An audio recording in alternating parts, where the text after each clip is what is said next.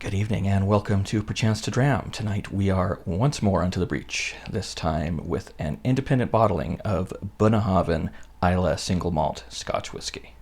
Signatory Vintage is a well-respected independent bottler, and I had a friend of mine pick this up for me in Las Vegas. Definitely not something you can get in Utah. The Bunnahabhain Distillery is one of the more remote Islay distilleries, and it's also the one out of all of them that is probably best defined by its non-peated whiskeys. Certainly Bruichladdich has a lot of great entries in the non-peated category, but they are also very well known for Port Charlotte and Octomore. And Bunnahabhain does have some Moine smoky whiskey that they put out, but it's not as well recognized as their non-peated spirit.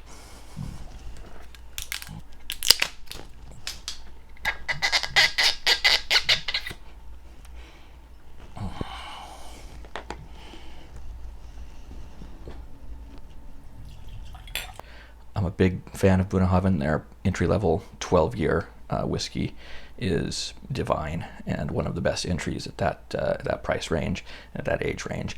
This is a 13-year whiskey, distilled in 2007, bottled in 2020. It was matured in a first fill sherry butt, and it must have been a rather light sherry if you look at that color, because if it were Oloroso or something like that, even PX, I would expect it to be darker. So it's, it could be Fino, or I don't know my sherries all that well. Not as well as I should. Natural color, almost certainly chill filtered, 57.7 ABV. Ooh, wow. Salt and cookies. I always get like a chocolate chip cookie thing with Bunna. Oh yeah. Some fruit there. Almost like star fruit or kiwi. Definitely a white fruit coming through. Sawdust. Oh, juicy. At that ABV, it's quite subtle, quite layered, getting a little bit more of like kind of a hint of floral, and some really pleasant maltiness. I would say those characteristics are definitely things I recognize from the 12-year. Pure malt. Little vanilla.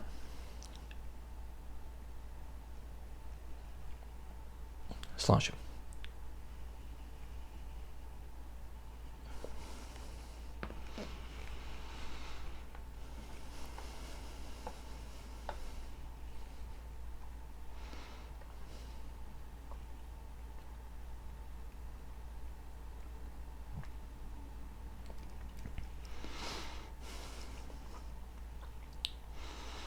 That, as they say in cyberpunk, is preem. Amazing texture. Velvety smooth. Creamy. Mildly sweet. Malty.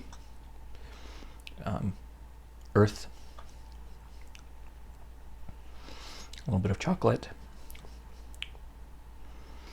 Floral. Hint of something darker on the finish, like a rice pudding with a soupçon of raisin. Oh, okay. Coming across a bit darker now. The maltiness has turned up a bit, and I'm almost into like soy sauce. Floral. Creme brulee.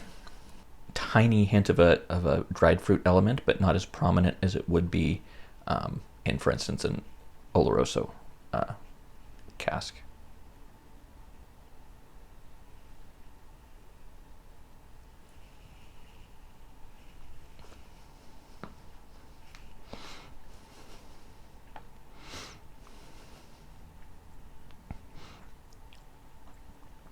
I will say that is the most pleasant texture that I have ever experienced in a whiskey. The arrival is very packed together, so a lot of notes together and very dense. And then towards the back of the palate is when it starts to, you start to feel a little bit more of the alcohol and some of the higher flavor notes. Okay, now I'm getting even more vanilla, French vanilla. This is great. A true movable feast, which is what I would hope for what it cost me, $200. I wanted to get more into independent bottlings and cask strength Bunnahabhain, so I went for it, and it does not disappoint. It's not something that's going to come out and punch you with some huge overpowering note or intensity. It certainly got a lot of heft to it, but with that comes a subtlety and a lot of different layers, and